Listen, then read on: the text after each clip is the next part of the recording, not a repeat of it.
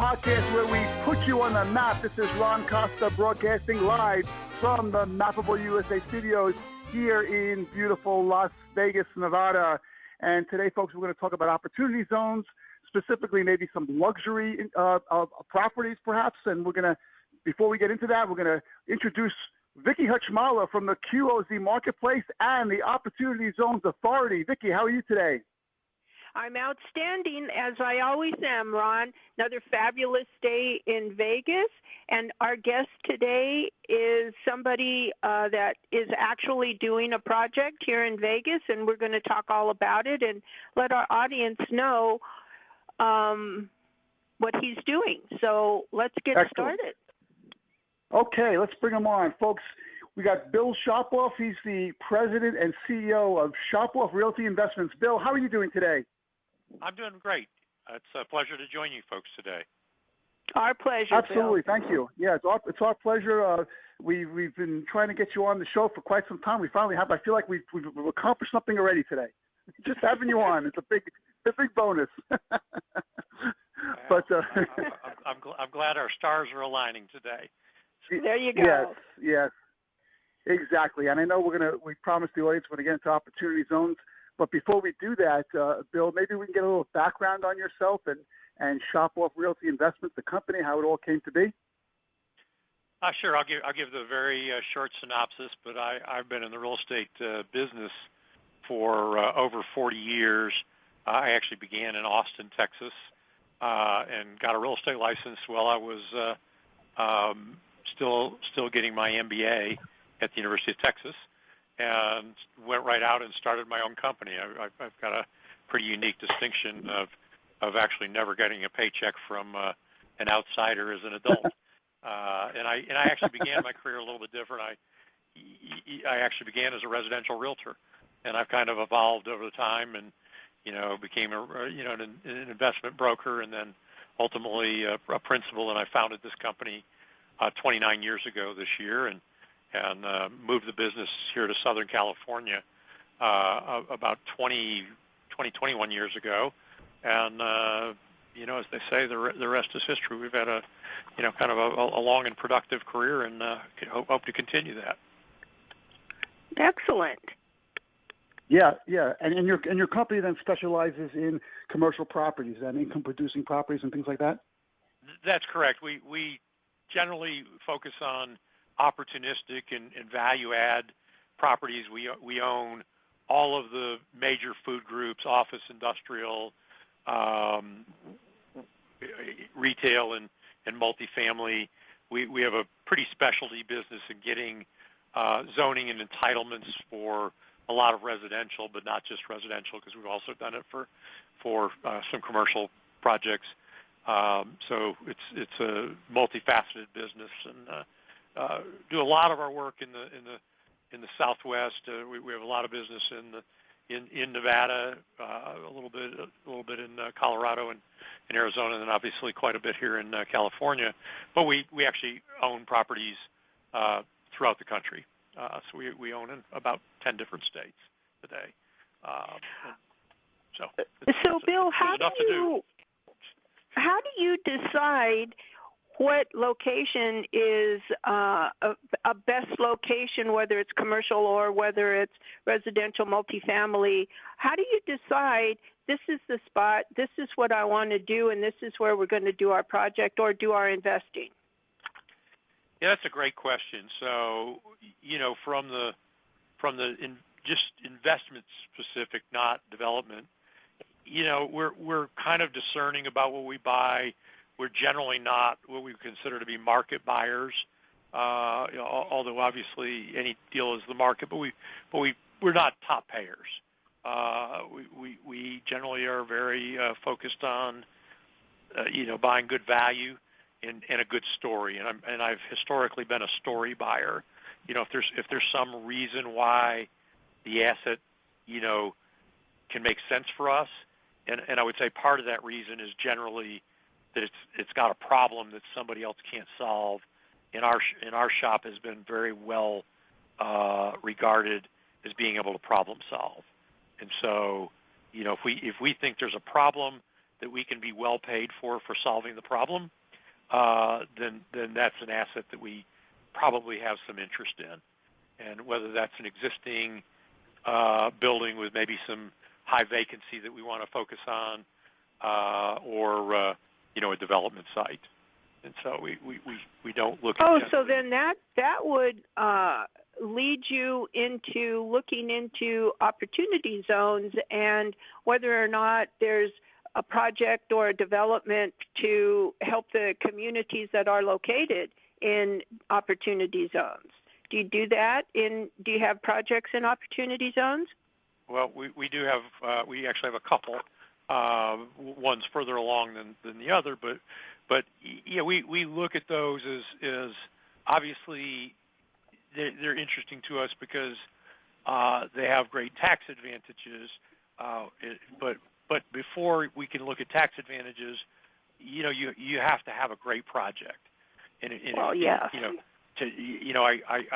I'm not alone in making this statement, but I'll reiterate it. Good tax strategy has never solved a bad real estate deal. It's made a good deal. Yeah. It's made a good deal better, but it's never fixed a bad deal. So whether it's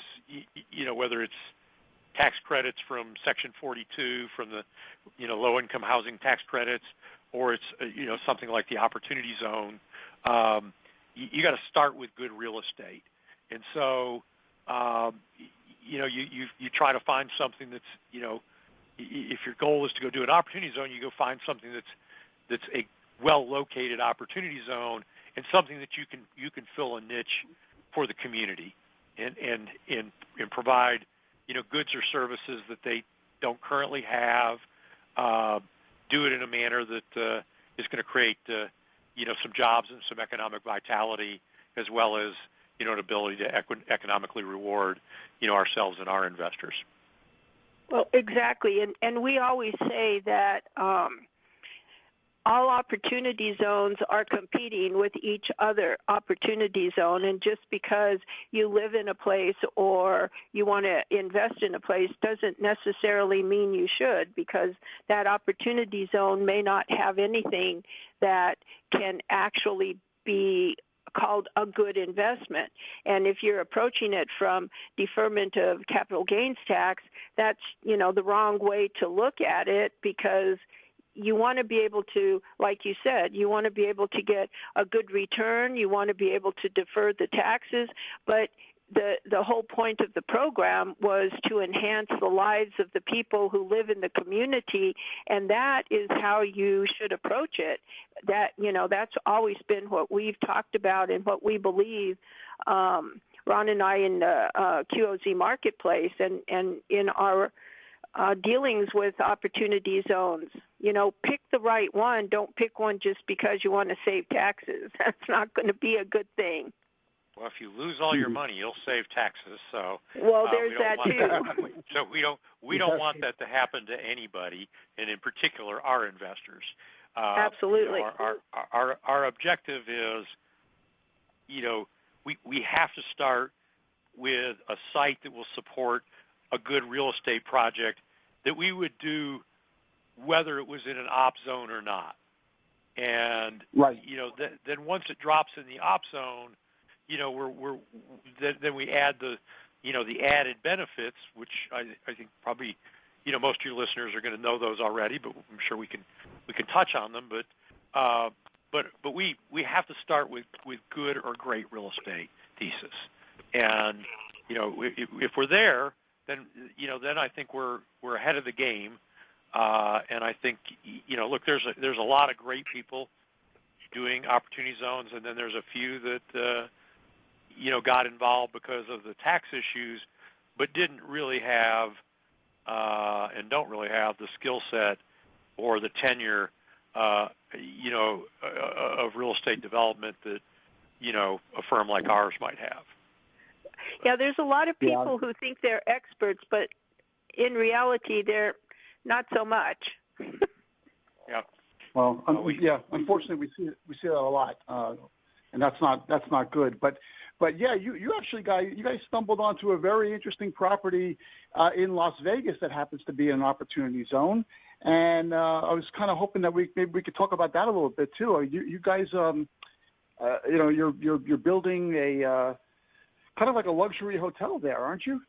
We are. So, and I'll say this, but oddly enough, the way the census tracts are oriented, the south end of the Las Vegas Strip is actually in an opportunity zone. Actually, I think the far north end is as well. Up here, the Strip is also in an opportunity zone, because we've actually talked to those folks about some things.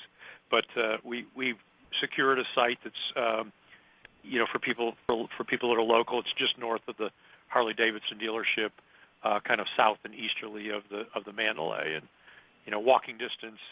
If anybody in Las Vegas gets out and walks, it's walking distance to the Allegiant Stadium. It's about 0.8 of a mile, and we think that's be a big drawing point, not just for the football, but for the concerts and all the other things that are going to go on at Allegiant. And the stadium's awesome. I had a chance to tour it earlier this year, and it's beautiful. Venue. It's a stunning venue, and a real feather in the cap of Las Vegas to have secured professional football. So kudos. Can you tell us about it? About the stadium? It's just no, not the stadium. We know project. About the stadium, my project. Bill. You guys know about the stadium. My project, sure. I'm sorry. I'm a football fan. I love the stadium. It was great. But my project's great as well. We are building a Dream hotel. Dream is a boutique brand based out of New York City. They've been in the hospitality industry for 3 decades or more than 3 decades, and this is a kind of up and coming brand, probably the highest growth brand right now, and we thought it would be a perfect fit for this site and for Las Vegas. And although it's not a small hotel, in almost any other city, it would not be considered a boutique hotel. It'll be 524 rooms, but compared to the mega resorts of 3,000 and 4,000 rooms, 525 is kind of smallish, but it's plenty of project for us. It'll be about a $500 million project, and we also worked with our tax advisors, our attorneys, and figured out another problem to solve was, we wanted to build a hotel in Las Vegas. Well, hotels in Vegas typically have gaming, and for those that are in the know about QOZs, gaming is a forbidden project. You can't do sin businesses in QOZs. Right. But we worked with our advisors and came up with a condominium structure where a portion of the money is being invested will be actually normal capital being invested in the actual business, and it's sufficiently small, but we won't be in the gaming business. The investor will actually just own an interest in the lease to the casino operator, and so we maneuvered it in a way to work through the legislation. And if the one thing about government rules, if you read them, there's usually a way to solve a problem, and so we worked through that and came up with a methodology to still have a casino within the project, but yet not have it be front and center, nor skew put us askew of the QOZ rules and guidelines. So we were very pleased that we were able to come up with that. So the hotel kind of straddles an opportunity zone where the actual hotel and its amenities will be, but also in a non-opportunity zone where the casino gaming portion will be? No, it's actually all in one building, but we just condominiumized the building to set apart the revenue structures to comply with QOZ rules. So it was a little bit of financial and legal engineering to accomplish it, but we're quite pleased with the structure we came up with, and that's one of those things that I said we do challenging and difficult things and solve problems that others don't want to or can't solve, and that's clearly one of the problems we solved on this project was how do we take advantage of the QOZ and how do we do that? And so we Yes. we work through So that you can process. still have a gaming portion. Yep. So our gaming will be much smaller than any of the other gaming operations up and down the strip.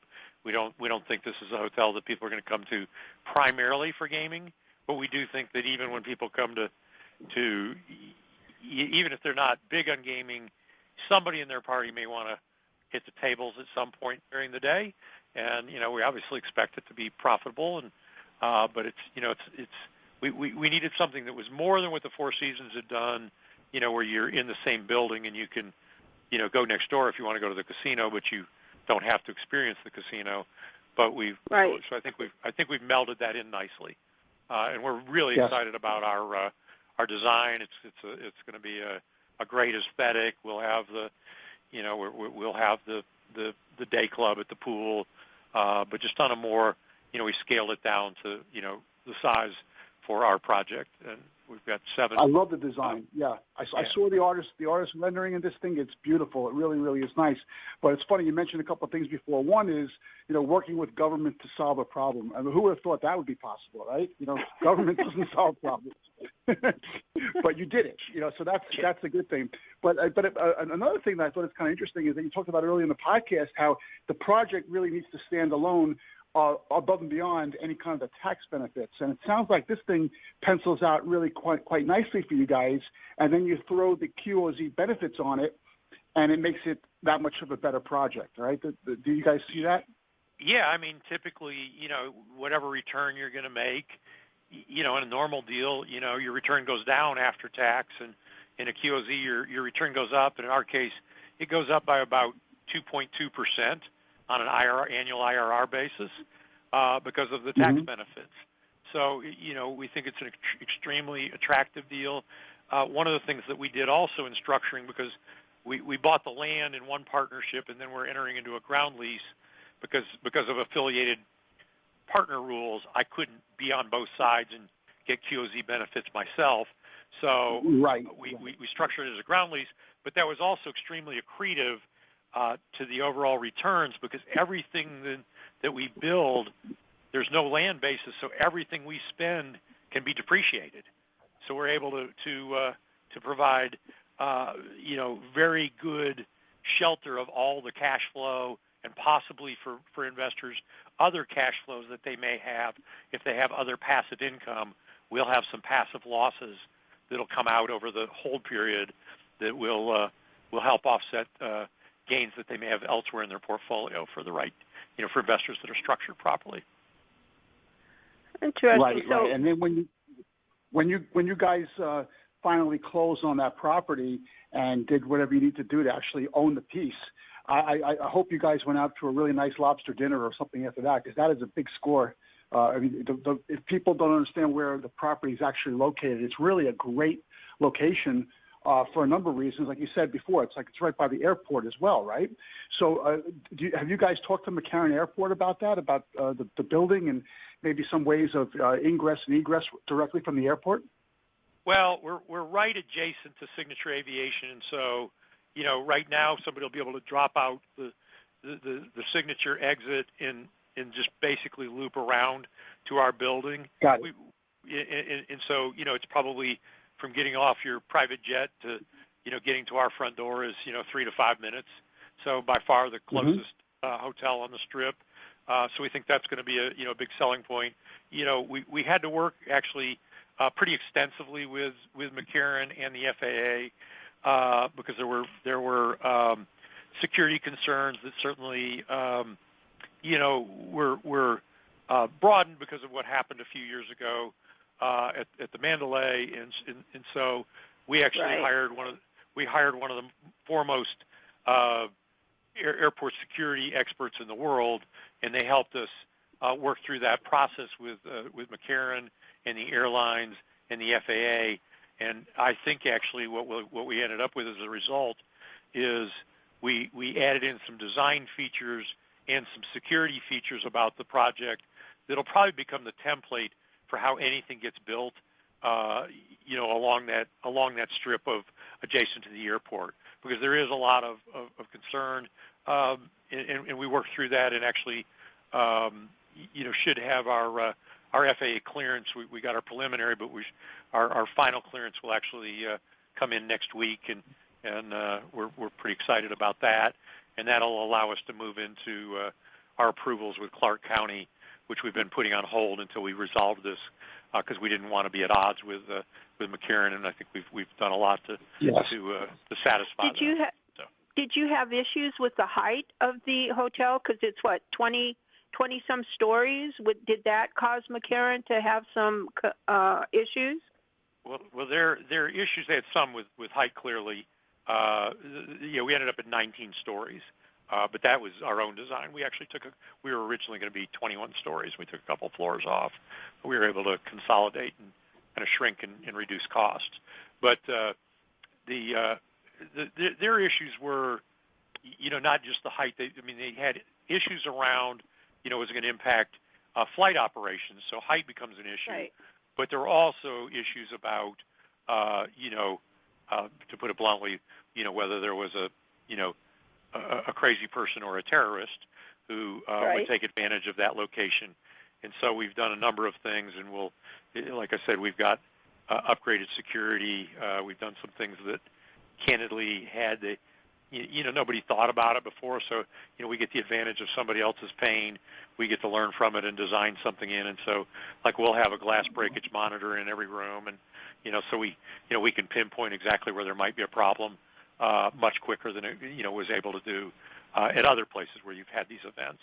So, but we also moved the design around and screened, from having easy access for any of our guests to have access to a line of sight to the airport. So there were things we had to take into consideration, and some of them were design features. Some of them were cost additives for us to actually add security barriers. But I'm quite pleased that we were able to work in cooperation with McCarran and the TSA and the FAA, and it is one of those rare times where we actually did solve the problem together.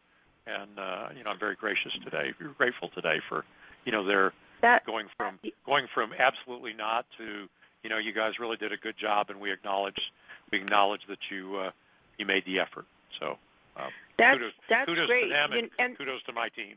So exactly, yes. And that's one thing that Vegas does. There was a major fire on the Strip several years ago, and so they incorporated into the coding and the zoning and the permitting and the whole process additional factors for building because of the fire. And then earthquakes became an issue, and then that went into the building code about earthquakes. So new construction and old construction had to come up to the code regarding earthquakes, regarding fires. And now with your project, that just enhances the code to now you have to deal with security issues, because that became a problem in Vegas. And Vegas is a hotbed for hundreds of thousands and millions of people pass through Vegas on a regular basis. You never know who's going to be in that crowd. So that's a good thing. And you've enhanced the building code of Vegas, and that's a fabulous kudos to you, Bill. That's fabulous. Thank you. I'm really proud of my group to be able to, take a problem and then figure out that there was a way to solve it. Went out and sought out the foremost experts, and they've been great to team with. But I do have to give credit also to to the agencies for working with us, because they were really at no for a while. They were just, I can understand that. And I try to understand their viewpoint. I'm not sure I ever fully understood it, but I tried to be sympathetic, and I think we've solved that problem for them. So that's great. So do you also have to go through the gaming control too? Yes, we'll do that, but that'll all happen next month. So. Right. Well, what I think is kind of interesting about this whole project is that you really don't see a lot of luxury properties being developed in opportunity zones. And, we do a lot of research on the projects out there, Bill, and there's not a lot. And you're stepping up with something that's really kind of unique, I think. And, again, I guess Vegas being the destination kind of solves a lot of the problems of being non-unique because we're such a worldwide destination. So to do something like that, I mean, do you see, are there any other luxury properties that you see in opportunity zones, or are you like the only one that I know of? I've seen a few in the hospitality space.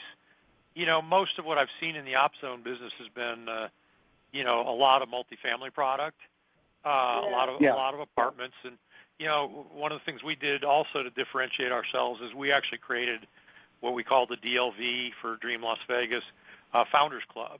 And so, not that you would invest in my deal to become a VIP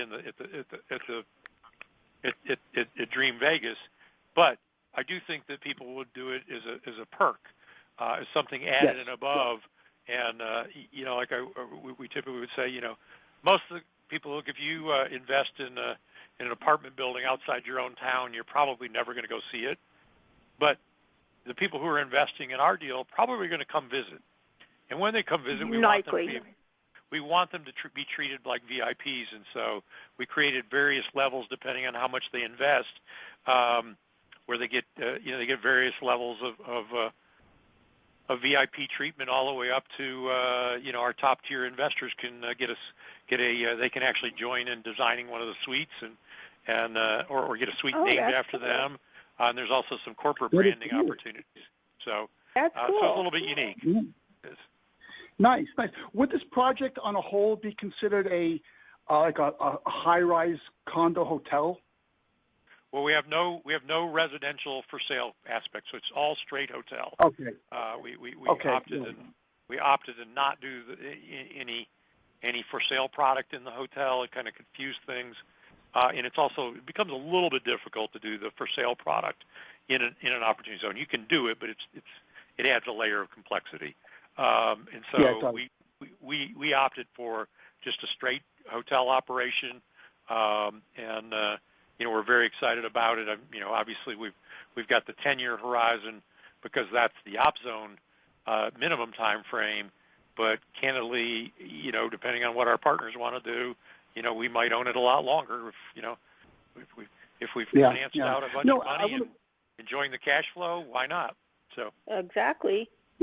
That's right. And, another thing I want to bring up, it's kind of interesting too, is with this whole COVID thing out there. I remember when this first hit, all the pundits and all the experts out there said, well, this is going to hit hospitality really hard. It's going to hit, Vegas is going to be done. They're going to be the last to recover. This is just horrible. And now fast forward, we're still going through this a little bit, but myself and Vicky, we live here, and I can attest at least that whenever I go out right now, the restaurants are all crowded. They're all packed. The gaming is back. The people out there gambling right now. If we were the last to recover, we're doing a pretty good job here in Vegas. And I think that a lot of people kind of predicted our doom and gloom a little bit too early. So I don't know if you're seeing that too. I think clearly, Ron. I had discussions with some people, the middle of last summer, who told me I was. I don't even think they said I was crazy. I think they said I was stupid, to be candid. They said it was the dumbest idea they'd ever heard of, and why would anybody be doing this? And I literally one person just light into me, and I said, well, you have to be thinking about, 5 years and 10 years from now. And he's like, oh, nobody's gonna ever travel again. And I said, that's absurd. I said, we'll get through this, and yes, we're obviously having to deal with the Delta variant. We'll deal with this, and we'll get through it. But, look, the people of the world and the people in our country are resourceful, and we're not going to get knocked down by anything. It may take its toll, and it certainly has, we're seeing some of it today. But, look, I've been back over there. Things are up. I'm talking to, other operators, and, their weekend revenues, their occupancies are they're all in gaming numbers. I think in May broke a record that went back like 5 or 8 years. for the biggest gaming month. So I think what the hotels need probably today is that weekday occupancy. They've got to get the conference business back, but it's starting to come back. I'm over there. I think I've got 3 conferences in Las Vegas before the end of the year. So I think it's clearly coming back. We'll have our stops and starts as we move through this, but I'm very bullish on Las Vegas, not just on our project, but other things that we're doing over there, and we're very excited about it. Well, Vegas always bounces back. That's for sure. It gets hit with several major disasters, but we always come back. It's inevitable. Well, it's done a great job of redefining itself out of just, way beyond just gaming now, as you both know. It's a great place it's a great place for food and beverage. I go for the entertainment. I love to go see the shows over there. So. What's interesting about your location, actually, everybody talks about location. One of the biggest tourist spots here in town is obviously the Welcome to Las Vegas sign. Everybody goes there and takes their picture. And whenever they do that, they have the Mandalay Bay in the background. And I'm not sure about this, but it would seem to me that once your hotel is built, won't that be pretty much right flat in the middle of that background when people take photos at the sign? That's a great point. It actually, everybody that comes into town and takes a snapshot and puts that on Instagram or Facebook or Twitter is likely to have the Dream Vegas in the backdrop because it is squarely in the view shed of Welcome to Las Vegas. It's also the first strip hotel for the drive-to market from Southern California. So we think we're going to, in Dream has a hotel in Hollywood. A lot of their clientele has really been begging for an opportunity to get a hotel opened in Las Vegas. So I think we're going to have a great following from the beginning. So. And you know what that means also, Vicki, is that when people fly into Vegas, once this hotel is built, the Skyline will change again. People will see an extra building out there in addition to all these other changes that have happened over the years. I mean, you've been here a lot longer than I have, but I was here before the high roller Ferris wheel was up there, and now everybody talks about that. So now we have another building to look forward to. Yeah, and that's exactly correct, Ron. Yep. Hey, listen, Bill, before we close this out, let's talk a little bit more about the fund that you created. You're looking for, is there a value on the fund? Are you looking for top level investment or what? Yeah, so we're raising equity capital. It's a $250,000 minimum for investors, and we're raising a total up to $185 million in equity. It'll end up being less than that because when we set these numbers, that was late last year before our price, we got cost down, and our financing package is better than what we were anticipating. So, but we're bringing partners in. We're welcome to talk to any and all accredited investors that have capital gains. Obviously, for people that are listening to your channel, they would know that it's not just it's long-term or short-term capital gains, and we can help them. Right. We can help them out with their partner, the IRS, and eliminate some of those taxes and defer others. And we'd be happy to be part of their solution. And I'd welcome an ability to visit with people about it. I guess your best target audience then would be family offices and organizations like that? Yeah, it's family offices. We have some people that are selling real estate that just don't want to do an exchange. It's maybe they have debt-free real estate and would rather not do a 1031. And we also have quite a number of people that have got stock market sales gains. One of the areas that we've got a ton of inquiries about is people who've got Bitcoin gain, and the idea of turning an intangible into a tangible is pretty appealing to some of these people because they've got such substantial gains. And then obviously, business owners selling companies. So it's kind of a broad array of people. And, we do have also, we've got some discounts for early investors still available. So, if people were interested, they could certainly reach out to me. Probably the easiest is just to shoot me an email, and I would direct them to the right person in the company. And my email is bshopoff@shopoff.com, and Shopoff is spelled SHOPOFF. So it's fairly straightforward, although I can tell you it's been spelled a lot of different ways over my lifetime. So it's only spelled one way, but other people have tried to spell it different ways, and I've had I have that a lot problem of letters added or deleted. So but we'd be happy to talk to any of your followers, and really welcome the opportunity to join you today. Yeah, I'm glad you took the time out. Go on, Vicki. Well, I was just going to say, before we finish off, I had one more question to ask Bill, and that's, Vegas is not like any other city. It's different, and building something on the Strip is very courageous because you're on the Strip. You have to compete with the established giant hotels and casinos, and not only that, you have to go through and the joys of the Nevada Gaming Control Board, which is going to be a lot of fun for you, Bill. And so my question is, what was that aha moment that you had that caused you to decide that nevertheless, I'm going to build a dream hotel in Vegas on the Strip regardless? Oh, I think that's a great question. It seemed like an opportunity to add an iconic type building to an incredibly vibrant marketplace.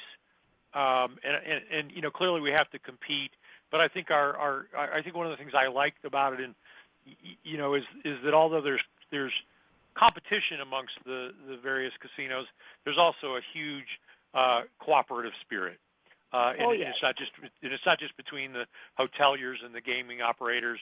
It's I think it's kind of a can-do spirit about the town, about wanting the town to be better. And we've experienced it in other investments we've made over there. And so I was like, this seems like a great opportunity for our firm and our clients, and and also kind of a very, now I got a nice place to stay when I come to Las Vegas. So. So it was all about building you a place to stay. Yeah, that's a pretty small part of it. It was. We had been looking for a great opportunity in the OZ space, and this one came to be, and I was like, wow, this just seems too good to be true. So we thought we would capitalize on it. So. It's a good thing they built the Raiders Stadium. Yeah, and the same folks that are building, that did the construction for the Raiders, McCarthy is building our project for us, and I have a gentleman who works for me, a gentleman named Bill Smith, and Bill actually worked for Kirk Kerkorian and led the in the old days. He led the team that built the MGM, built City Center, and so he's got great experience in that marketplace. So we feel, really, really fortunate to have somebody at that skill level join us. So. Well, you're in the right town, that's for sure. Bill, I'm from New York originally. I got to tell you that I see my friends that I grew up with more in Vegas than I ever did in New York. So everyone wants to be here, So. It's a hopping place. Yeah, this is a great podcast. Yeah, this is a great podcast. I'm really happy that we finally got you on, Bill. We were able to talk about this project a little bit. And, again, everybody has your contact information. They can get a hold of you and get more information. Vicki, you have any closing thoughts on this? I'm psyched. We live here. Isn't this great? It's fabulous, Ron, and it's exciting when you can do a project like Bill said. He's got this fabulous project, and in the process of building it, he solved a problem that Vegas had in terms of security. He worked with people. He worked with the airline. He worked with the people to make his project happen, and that's just, to me, that's That's fabulous. That's a sign of a real leader and a very successful entrepreneur. And we're honored to have you on our podcast, Bill. Well, thank you very much for the opportunity, and we're excited to join you folks in Las Vegas. So I'll tell you what, you'll love Bill, it. maybe we'll have you on the podcast again in a couple of years when you build the baseball stadium when Major League Baseball gets here. Okay. Well, I think before Major League Baseball, I hear rumor that you guys are going to get basketball. That's the next rumor. Yeah. So. Well, that could be. We'll see. It's always good. Be. I'm still trying to be a Raiders fan. I just can't do it yet. I just can't do it. Yeah. But anyway. Bill, I look forward to the day when I can walk into the Dream Hotel on the Vegas Strip and say, I knew Bill when he was starting this. Well, I look forward to that too. Look forward to hosting you at the opening party. So. Oh, that would be fabulous. All right, Bill. Listen, thanks a lot again for being a guest on the show. Vicki, thanks for co-hosting this episode. It was really great. Folks, you're listening to the Mappable USA at mappableusa.com. Go to that homepage, scroll down. You'll see all our syndication sources. Pick the one you like the best. Subscribe, and you'll never miss another one of our episodes. If you want to be a guest on the show like Bill was today, there's a guest tab there. Fill that out. We'll see what you can do about getting you on the show. And if you like what you heard today, send us an email at info@mappableusa.com or just leave a comment on whatever page you're listening to this on right now. So thanks for listening. Thanks for your support. We'll be at you next time with another Mappable USA podcast. Have a great week, everyone.